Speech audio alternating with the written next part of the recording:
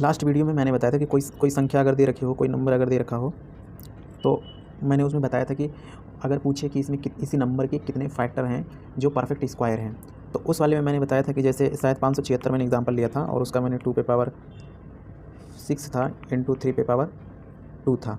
तो इसमें मैंने बताया था कि करना क्या है, आपको इसमें जीरो वाले को, जो एक फैक्टर होगा इसका जीरो का, तो उसको 6 + 1 कर लेंगे, एक ऐड हो जाएगा, 7 हो जाएगा। ये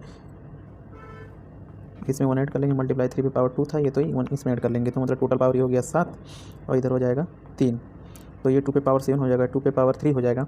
तो मैंने कहा था कि इसमें 2 से भाग दे देंगे। 2 से भाग क्यों देंगे? परफेक्ट स्क्वायर इसके कितने फैक्टर्स हैं निकालने के लिए, क्योंकि पेयर जो बनाते हैं हम दो का पेयर बनते हैं। जैसे 2 पे पावर 7 है तो इसको 2 × 2 × 2 × 2 4 टाइम हो गया, इधर 5 टाइम, 6 टाइम, 7 टाइम, तो 2 का पेयर बनाते थे, क्योंकि ये परफेक्ट स्क्वायर बनाएगा तभी 2 पेयर 3 पेयर।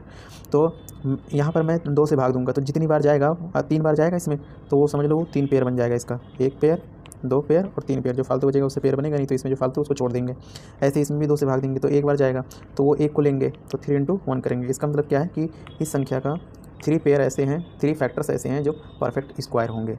ठीक है, ऐसे मैंने बताया था। अगर वो अनविलिंग एरर रहा होगा तो यहाँ पर इसको सही कर लेना। अब हम देखते हैं नंबर ऑफ वेज, मतलब कितने तरीक़ों से एक कंपोजिट नंबर या भाज्य संख्या को प्रदर्शित किया जा सकता है प्रोडक्ट ऑफ 2 फैक्टर्स में। जैसे मान लो कि अगर 36 है, 36 को मैं कितने तरीक़ों से 2 फैक्टर्स के मल्टीपल या गुणनफल में प्रदर्शित कर सकता हूँ। जैसे 36 × 1, इसको मैं 2 फैक्टर के साथ में मल्टीप्लाई करके इसको कर दिया मैं। इसी के 2 फैक्टर्स होते हैं 9 × 4, ये दोनों फैक्टर्स इसी के हैं, इसको मैं 2 फैक्टर्स के तरीके से मल्टी कर सकता हूँ। ऐसे मान लो 18 × 2 है, तो मान लो अगर इतने तरीक़ों से मैं 36 को जो है 2 फैक्टर्स के मल्टीपल को प्रदर्शित कर सकता हूँ। तो यही पूछ रहा है कि कितने तरीके हैं। तो 36 को मान लो कि अगर 3 तरीके हैं तो 3 तरीके हो जाएंगे, अगर ऐसे पॉसिबल है तो ऐसे ही हम देखते हैं कि कितने तरीके पॉसिबल हैं। मान लो एक एग्जाम्पल में लेता हूँ 180 का, मान लो 180 है, ठीक है, 180 को मैं प्रदर्शित करना चाहता हूँ। तो पहले मैं क्या करूँगा, 180 को ऐसे मैं फैक्टर्स बना लूँगा इसका। तो 2 से कटेगा 9 बार 0, 2 से 45, 3 से 15, 3 से 5, मतलब क्या होगा 2 पे पावर 2, फिर उसके बाद में 3 पे पावर 2 और इंटू 5 हो जाएगा, एक पावर इसमें आएगा। ठीक है, ऐसे करके। तो मैं इसको देखूंगा पहले नंबर तो कि टोटल नंबर ऑफ फैक्टर्स निकाल लूँगा इसकी। मैं टोटल नंबर ऑफ फैक्टर्स निकालने के लिए क्या करते हैं, पावर में 1 प्लस ऐड करेंगे, ठीक है, फिर मल्टीप्लाई इसका, फिर 3 पे पावर 2 है तो 2 + 1 ये हो जाएगा, मल्टीप्लाई से 1 + 1 ये हो जाएगा, तो ये हो जाएगा 3 × 3 इंटू 1, यानी कि ये कितना हो गया 9, 3 × 3 = 9, सॉरी यहाँ पर तो होगा 18 आएगा, सॉरी।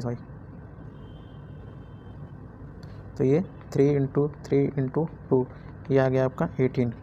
ठीक है, बस ये ध्यान रखना है कि जो नंबर दिया होता है, ये जैसे 180 दे रखा था तो ये एक परफेक्ट स्क्वायर नहीं था, मतलब 180 किसी भी संख्या का वर्ग नहीं होता है। ठीक है, तो 180 परफेक्ट स्क्वायर नहीं है, तो इसमें जो है हम जो है ये 18 फैक्टर्स आए हैं टोटल इसके जो है 18 फैक्टर्स आए, टोटल फैक्टर्स जो आए हैं वो हैं आए 18। ठीक है, और 180 जो है परफेक्ट स्क्वायर नहीं है। ठीक है, तो परफेक्ट स्क्वायर नहीं है तो क्या करेंगे, 18 में दो फैक्टर्स के मल्टीपल में इसको बताना था, तो हम 2 से इसमें भाग देंगे, 2 से भाग देंगे तो ये आएगा 9। ठीक है, परफेक्ट स्क्वायर नहीं था तो सीधा जितने फैक्टर्स होते हैं उसमें 2 से भाग देकर के जो आंसर आएगा वो इसका आंसर हो जाएगा। तो मतलब है कि 9 तरीके हैं इसको जो है 2 फैक्टर्स में के गुणनफल में प्रदर्शित करने का। ठीक है, मतलब ये हो गया कि 180 ऐसा है कि अगर मैं 2 फैक्टर्स को मल्टीप्लाई करके इसको जो है डिनोट करना चाहूँ तो कुल वो 9 तरीके हैं। ठीक, दूसरा कंडीशन, अगर मान लो वो संख्या जो है अगर परफेक्ट स्क्वायर है, परफेक्ट स्क्वायर का मतलब जैसे मान लो कि मैं वो एग्जांपल लेता हूँ 36 का, अगर ये 36 है और इसका पूछ रहा है कि कितने तरीक़ों से इसके 2 गुणनखंड के गुणनफल के रूप में प्रदर्शित किया जा सकता है, तो मैं क्या करूँगा, सेम ऐसे निकालूंगा 36 का ऐसे करके 2 से 18, 2 9 इधर आ जाएगा 3 से, फिर उसके बाद में 3 इधर 3, तो ये आएगा आपका 2 × 2 × 3 × 3, मतलब 2 पे पावर 2 मल्टीप्लाई 3 पे पावर 2 ये आएगा। तो मैं टोटल फैक्टर्स इसके निकालूंगा, तो टोटल फैक्टर्स निकालने के लिए 1 ऐड करूँगा, इधर भी 1 ऐड करूँगा, तो इधर हो जाएगा 3 × 3 बराबर 9, मतलब कि टोटल 36 के 9 फैक्टर्स होंगे। ठीक है, तो एक चीज़ ध्यान देना, अब मैं 9 को डिवाइड करूँगा 2 से क्यों, क्योंकि 2 फैक्टर्स के मल्टीपल में इसको दिखाना है। तो 2 से मैं जब डिवाइड करूँगा तो मैं ध्यान दूँगा अगर ये परफेक्ट स्क्वायर होगा तो इसमें 1 ऐड कर देंगे। ठीक है, तो 2 और ये 10 हो जाएगा, यहाँ 5 आ जाएगा, तो मतलब क्या होगा कि 5 तरीके ऐसे हैं जो 36 को 2 फैक्टर्स के मल्टीपल में दिखाया जा सकता है, इसको ये ध्यान रखना। ठीक, अब हम देखते हैं सम ऑफ फैक्टर्स, मतलब गुणनखंडों का योग। जैसे मान लो कोई संख्या दे देगा और फिर कहेगा कि इसके गुणनखंड जितने भी हैं उनका योगफल कैसे हम निकालेंगे, तो उसको हम देखते हैं। जैसे मान लो कि कोई संख्या, मान लो 60 संख्या, ठीक है, तो 60 का मैं गुणनखंड ऐसे निकालता हूँ अगर जो, तो यहाँ पे आएगा 2, इधर होगा 30, फिर इधर 2, इधर 15, इधर 3, इधर 5, इधर 5, मतलब क्या हुआ 2 पे पावर 2, 2 पे पावर 2, 3 पे पावर 1 और मल्टीप्लाई 5 पे पावर 1, ये आएगा इसका फैक्टर। तो टोटल फैक्टर निकालने के लिए हमें पता है इसमें जीरो वाला भी इसमें भी इंक्लूड है, इसमें भी इंक्लूड है, इसमें भी इंक्लूड है, तो एक एक ऐड कर देते हैं। तो 2 पे पावर 2 यानी कि 1 इसमें ऐड करेंगे इतना, मल्टीप्लाई 1 + 1 इतना, फिर 1 + 1, ये मैंने करवा रखा है पहले, तो इसको आप देखना है, समझ गए होंगे। 60 का ऐसे गुणनखंड निकालने के बाद में इसका टोटल पावर लिख लेंगे। अब सम निकालने के लिए, सम ऑफ फैक्टर्स, जितने भी फैक्टर्स हैं उसको निकालने के लिए हम क्या करते हैं कि जो ये 2 पे पावर है इसको पहले उठाएंगे, तो इसमें एक ऐड कर लेंगे पावर में, 2 पे पावर 3 करके, और टोटल यहाँ टोटल में से माइनस करेंगे, अपॉन करेंगे, अपॉन में ये जो है ये इसमें से 2 - 1 इधर कर देंगे नीचे, फिर मल्टीप्लाई करेंगे, तीसरा वाला पावर लेंगे, इसमें भी एक आपका पावर ऐड है पहले से, तो पहले से ऐड करेंगे तो 3 पे पावर 2 हो जाएगा, और फिर -1 करेंगे और नीचे 3 - 1 कर देंगे, ठीक। इधर मल्टीप्लाई करेंगे, फिर उसके बाद में इधर 5 पे पावर 1 प्लस ऐड होगा, तो इसमें 5 पे पावर 2 है, तो यानी कि यहाँ 2 हो जाएगा, सॉरी 5 पे पावर 2, 5 पे पावर 2 और इधर पूरा -1, इधर 5 - 1 हो जाएगा, ठीक। अभी क्या करेंगे, इसको सबको सॉल्व कर लेंगे, 2 दूना 4 दूना 8 हो जाएगा, 3 पावर 8 में से एक जाएगा 7, और 7 में 7/2 - 1 होगा, तो यानी कि 7/1 हो जाएगा, तो इधर हो जाएगा 7/1 मल्टीप्लाई, इधर वाला सॉल्व करेंगे 9 हो जाएगा, 9 में से एक जाएगा 8, 8 में से 8/3 - 1 2 हो जाएगा, यानी 8/2 होगा, तो 2 से कट जाएगा 8, तो 4 हो जाएगा, इधर 4 बचेगा। ऐसे ही 25, 25 में से एक जाएगा 24, और 5 में से एक जाएगा 4, तो 4 जो है 24 को काट देगा, तो 4 × 24 हो जाएगा, यानी कि 6 आएगा, इधर मल्टीप्लाई 6, तो ये क्या हो जाएगा 4 × 24 और गुणे 7, तो 4 × 24 गुणे 7 कितना हो जाएगा 168। मतलब क्या हुआ कि जो 60 है उसके जितने भी फैक्टर्स होंगे उनका अगर मैं सम करूँगा तो 168 आएगा आंसर। तो इसका फॉर्मूला मैं आपको बता देता हूँ कैसे करना। यहाँ पे सम ऑफ फैक्टर्स बराबर लिख लेंगे, सम ऑफ फैक्टर्स बराबर लिख लेंगे, हम क्या लिखेंगे कि सीधा एग्जाम्पल ही लिखेंगे, ठीक है, सीधा एग्जाम्पल लिखेंगे तो ज़्यादा आसान रहेगा। या तो एक बार स्टैंडर्ड फॉर्म लिख लेते हैं, मान लो कोई संख्या n है, ये कोई संख्या है, तो मैं इसका गुणनखंड बनाऊंगा, तो ये जान लो x पे पावर कुछ होगा, x पे पावर मान लो a होगा, फिर मल्टीप्लाई y होगा, एक प्राइम नंबर जो इस पे पावर b होगा, मल्टीप्लाई इधर z होगा, तो z पे पावर c होगा। तो ये ध्यान रखेंगे, ये तो हमने पहले भी कर रखा है, ठीक है। अगर कोई संख्या n है तो उसके फैक्टराइजेशन, ये प्राइम नंबर होता है, ये भी प्राइम नंबर होता है, ये भी प्राइम नंबर होता है, और ये पावर वाले सब होते हैं। तो इस तरह से अगर पावर होगा तो जो सम ऑफ डिविजिबल हम निकालते हैं या फैक्टर निकालते हैं, तो यहाँ पर मैं सम लिखूंगा ऐसे करके, तो मैं क्या करूँगा, ये जो पावर संख्या है इसको मैं ऐसे लिखूंगा, फिर इस पर जब पावर लगाऊंगा तो a + 1 कर लेता हूँ, ये पता है ना, फिर माइनस यहाँ नीचे का 1 होता है और नीचे x - 1, फिर मल्टीप्लाई यहाँ पर y पे पावर b है तो उसमें एक ऐड कर देते हैं पावर, फिर पूरे में से एक माइनस, नीचे y - 1, फिर मल्टीप्लाई c पे पावर, सॉरी यहाँ z पे पावर है, z पे पावर आपका c है, तो इधर c + 1 कर लेंगे, इधर पूरे में से -1 और बटे z - 1, ये पूरा सम का फॉर्मूला हो जाएगा। हाँ, जो मैंने एग्जांपल बताया है इस फॉर्मूले को लिख के उसके नीचे जस्ट एग्जांपल लिख लेना, तो समझने में आसानी रहेगी, ठीक। एक हमने देखा था कि जैसे बनने वाली संख्या होती थी ना, कि जैसे डिजिट दे दिया 5 3 2 1 ऐसे दे दिया, डिजिट दे देता था, अब बोलता था कि इससे बनने वाली जो संख्याएं होंगी उनका योगफल कितना होता है। मतलब जैसे मान लो कि संख्याएं, तो इस तरह से हम संख्याएं अगर इसको बनाएंगे, इन डिजिट्स का यूज़ करके अगर ऐसी संख्याएं बनाएंगे तो ये सारी ढेर सारी संख्याएं बनती हैं। ये संख्याएं कैसे बनती है मैं किसी दिन और बता दूंगा किसी वीडियो में, ये काफ़ी टाइम कंज्यूमिंग है, बट मैं तरीका बता देता हूँ आपका, कि मान लो ये ऐसे करके इतने सारे नंबर्स बनेंगे, 1 2 3 5 1 3 5 2 ऐसे ऐसे करके ढेर सारी संख्याएं बनेंगी। तो पहले मैंने बताया था इन सब संख्याओं का योगफल क्या होगा, ठीक है। अभी मैं बताने जा रहा हूँ आप लोगों को कि जो ये यूनिट प्लेस है, यूनिट प्लेस जो यूनिट प्लेस पर है, ये जो नंबर्स हैं यूनिट प्लेस के, इनका योगफल क्या होगा वो फाइंड आउट करना हो तो कैसे हम फाइंड आउट करते हैं। तो इसको ध्यान से देखना, मैंने इन सब संख्याओं से पता किया कि कितने नंबर बनने पॉसिबल हैं। तो मैं देखता हूँ जो यूनिट प्लेस पर नंबर आएगा, इन्हीं चारों में से तो कोई आएगा ना नंबर जब बनेंगे, तो यूनिट प्लेस पर तो यही सारे नंबर आएंगे। 5 देखो, 5 आया, 2 आया, 3 5 2 3 1 1 ऐसे करके आया, मतलब यूनिट प्लेस पर यही नंबर्स आते हैं। तो मैं जब देखूंगा इसमें जो बनने वाली संख्याएँ हैं ना, इन चारों संख्याओं से मिलकर के जो है 6 संख्या, इधर 6 संख्या, इधर 6 संख्या, इधर 6 संख्या बनी हुई है ऐसे करके।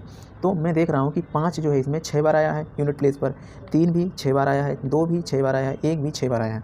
इसका मतलब क्या हुआ कि मैं अगर 5 को 6 बार देखूंगा तो 6 से मल्टीप्लाई करूंगा तो 30 हो जाएगा, इसका मतलब 5 जो है 6 बार आया है। ऐसे 3 को भी 6 से मल्टीप्लाई करूंगा, 1 को भी 6 से मल्टीप्लाई करूंगा और 2 को भी 6 से मल्टीप्लाई करूंगा। तो इसको मल्टीप्लाई करके इसको सबको करके जोड़ दूंगा। तो इसका मैं ऐसा नहीं कर सकता हूँ इन सबको आपस में जोड़ लूँ उसके बाद में 6 से मल्टीप्लाई कर दूँ। जैसे मैं ये कह रहा हूँ कि मान लो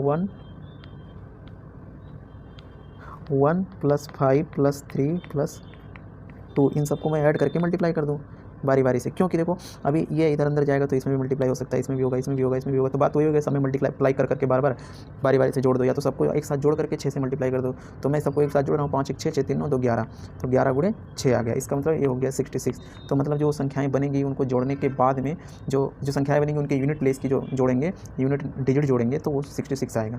इसको, ये हम लोग तो कॉन्सेप्ट समझ गए। अभी हम देखते हैं इसको फॉर्मूले में कैसे सेट करते हैं। ठीक, फॉर्मूले में कैसे सेट करेंगे, मान लो कि जो डिजिट होगी, पहले डिजिट A1 हो गई, ठीक, दूसरी डिजिट A2 हो गई, तीसरी डिजिट A3 हो गई, ऐसे मान लो A4 होगी, मतलब ढेर सारी डिजिट ऐसे हो सकती हैं। ठीक है, तो इसको हम ऐसे कर लेंगे। ठीक, और एक चीज़ ध्यान देना, वहाँ पर 4 डिजिट का नंबर था तो हमने क्या किया कि 6 से मल्टीप्लाई किया था मैंने। ठीक है, ऐसे ही अगर मान लो 5 डिजिट का होगा तो मैं मल्टीप्लाई क्या करूँगा, इसको 5 में से 1 माइनस करूँगा, फिर उसके बाद में इसका फैक्टोरियल कर लूँगा, फैक्टोरियल से मल्टीप्लाई करूँगा। ठीक है, तो ऐसे ही मान लो अगर n डिजिट होगा तो n डिजिट में से 1 माइनस कर लूँगा, फिर उसके बाद में इसका फैक्टोरियल कर लूँगा, उसके बाद में ये टोटल हो जाएगा आपका सम ऑफ यूनिट डिजिट्स। ठीक है, इसको करके मैं देखता हूँ, एक एग्जाम्पल देता हूँ।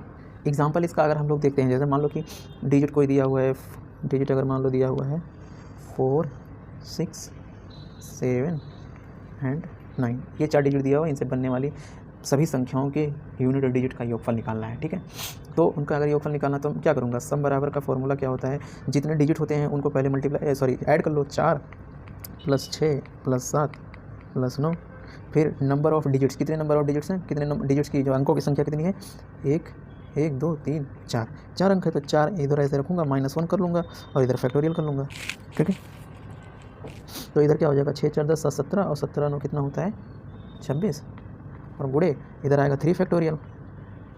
3 फैक्टोरियल का मतलब होता है कि एक चीज़ मैं फैक्टोरियल बता दूं, फैक्टोरियल क्या होता है आपको फैक्टोरियल बताता हूँ। फैक्टोरियल मतलब जैसे ये होता है कि मान लो जैसे मैं कह रहा हूँ 5 फैक्टोरियल, ठीक है, तो 5 फैक्टोरियल को हम लिखते हैं कि जो संख्या होती है उसको लिखो और मल्टीप्लाई करते जाओ इसके पीछे वाले नंबर से सबके आपस तक, जी 1 तक 5 के बाद में 4 आएगा, फिर मल्टीप्लाई 3 आएगा, फिर मल्टीप्लाई 2 आएगा, फिर मल्टीप्लाई 1 आएगा। ठीक, ऐसे ही अगर 6 फैक्टोरियल दे रखा है तो 6 × 4 × 5, सॉरी इधर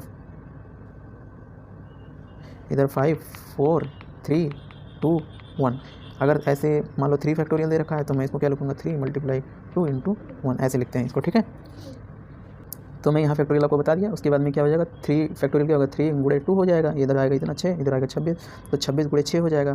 तो 26 × 6 का जो होता है क्या होता है, 26 छक्का कितना होता है, मल्टीप्लाई कर लो, 26 × 36 के 6 हासिल 3 6 12 3 15, 26 छक्का 156। मतलब क्या है कि ये जो डिजिट दे रखे हैं इनसे बनने वाली सभी संख्याओं के यूनिट अंक, जो यूनिट डिजिट होंगे उनका सम जो है 156 आएगा। ठीक, नेक्स्ट टॉपिक है यूनिट डिजिट।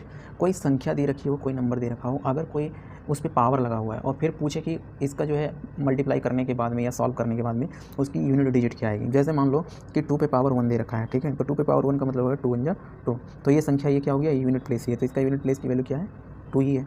ऐसे मान लो 2 पे पावर 2 है तो ये 4 आएगा, इसका मतलब क्या है, इसका यूनिट डिजिट 4 है। ऐसे अगर 2 पे पावर 3 है तो इसका हो जाएगा 2 × 4 = 8, यानी कि 8, यानी कि यूनिट डिजिट इसका 8 है। ऐसे ही अगर 2 पे पावर 4 दे रखा है तो 2 × 4 = 8, यानी 16 हो जाएगा, तो 16 में 6 आएगा, तो 6 इसका यूनिट डिजिट हो जाएगा, मतलब ठीक है, यूनिट डिजिट का 2.5।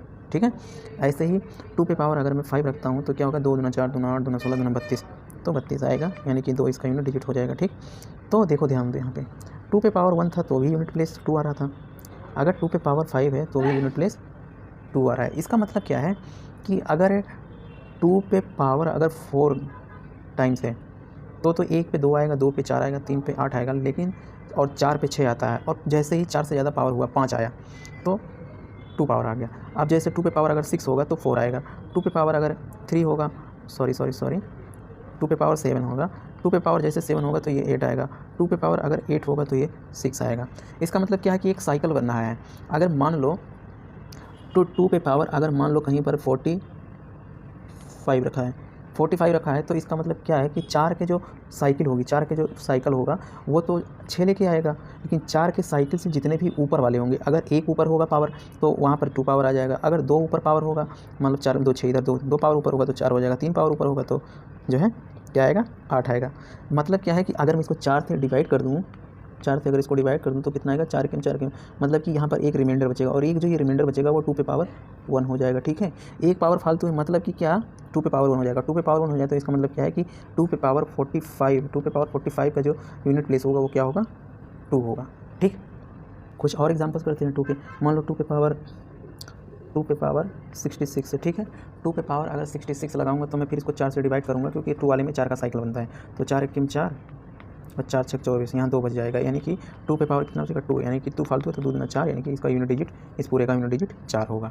ठीक, ऐसे ही मान लो अगर 2 पे पावर 65 है तो फिर मैं इसको 4 से डिवाइड करूँगा, क्योंकि 4 का साइकिल बनता है। तो 4 1 4, यहाँ पर 2 बचेगा, 4 6 24 हो जाएगा, 1 बच जाएगा, तो यानी कि 2 पे पावर 1 बचेगा और इसका यूनिट प्लेस जो है 2 पे पावर 60 का 2 आएगा। ठीक, इन द सेम वे ऐसे ही 3 का अगर देखते हैं, 3 पे पावर वाले का अगर हम देखते हैं तो अगर 3 पे पावर 1 है तो 3 आता है, 3 पे पावर 2 है तो 9 आता है, 3 पे पावर 3 है तो 3 3 9 3 27 होगा, इसका यूनिट प्लेस सेम आएगा। फिर 3 पे पावर 4 करता हूँ, 3 3 9 3 27 3 81, यानी कि 81 आएगा, तो इसका यूनिट प्लेस 1 हो जाएगा। ठीक है, उसके बाद में 3 पे पावर 5 करता हूँ, अगर मैं 3 पे पावर 5 करता हूँ तो क्या होगा इसका, 3 पे पावर 5 का अगर मैं करूँगा तो 3 3 9 3 27 81 243 आएगा, यानी कि 2 4 3 आएगा। मतलब कि यहाँ 5 पावर आने पे ही रिपीट होने लगता है। 3 पे पावर 1 था यहाँ पे ना, यहाँ पे 5 होते ही रिपीट होने लगा। इसका मतलब क्या है कि इसमें भी जो है 4 का ही साइकिल बनना है। 2 वाले में भी 5 पावर, जैसे 4 से ज़्यादा पावर होती तो रिपीट होने लगता था, वैसे ही 3 पे भी 4 से ज़्यादा पावर होने के बाद में रिपीटेशन होने लगता है। मतलब क्या है कि अगर 3 पे पावर अगर मान लो 85 है तो इसको भी मैं 4 से ही डिवाइड करूँगा। 4 से डिवाइड अगर करूँगा तो क्या आएगा, 4 दूनी 8, 4 1 4, यहाँ 5 है तो 1 बचेगा, इसका मतलब 3 पे पावर 1 बचेगा, और यानी कि 3 इसका यूनिट प्लेस हो जाएगा। 3 पे 85 पावर अगर है तो 3 वाले में भी साइकिल बनता है, 2 वाले में भी साइकिल बनता है, ये ध्यान रखेंगे। अब हम 2 और 3 से मिले हुए प्रोडक्ट का हम लोग यूनिट प्लेस कैसे निकालते हैं वो देखते हैं। मान लो 2 पे पावर 416 दे रखा है, मल्टीप्लाई 3 पे पावर 416 सेम दे रखा है। ठीक है, तो पहले तो मैं इसका यूनिट प्लेस निकालूंगा, फिर इसका यूनिट प्लेस निकालूंगा, दोनों का निकाल करके मल्टीप्लाई कर दूंगा तो पता चल जाएगा मुझे। तो देखो यहाँ पे मैं 4 से भाग दूंगा, 4 से भाग दूंगा तो 4 1 4 0, 4 चौके 16, मतलब कि ये 4 के मल्टीप्लाई में है, तो इसका मतलब क्या है कि 2 पे जब पावर 4 होता है तो क्या था, 2 दूना 4 दूना 8 दूनी 16, यानी कि इसका यूनिट प्लेस 6 हो जाएगा। ये पूरा कट गया तो यूनिट प्लेस 6 आ जाएगा।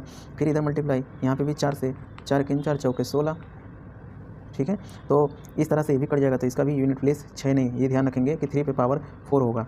तो 3 3 9 3 27 81, इसका 81 आता है, मतलब इसका यूनिट प्लेस 1 आएगा। तो यहाँ पर क्या आएगा 1, तो ये हो जाएगा 6 के 6। इसका मतलब क्या हुआ कि ये जो पूरा क्वेश्चन था इसका यूनिट प्लेस 6 आएगा।